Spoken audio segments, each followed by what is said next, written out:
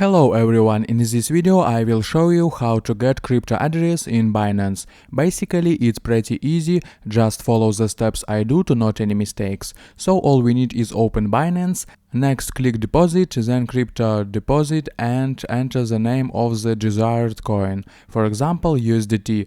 Select the desired network, for example Tron, and get the crypto address for entering USDT and QR code.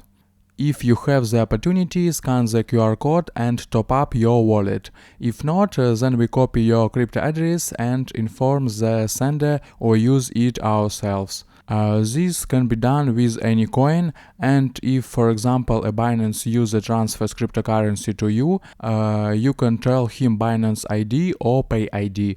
Go back to the main page and click in the upper right corner of the screen, see your Binance ID, then again and see your Pay ID. We copy and send it to friends, let them send your cryptocurrency. That's all. Also watch my other videos about Binance at the link in description and you will learn a lot. I hope guys this tutorial made your life a little bit easy and you like this video. Subscribe to my channel and write your comment. Goodbye. Have a nice day.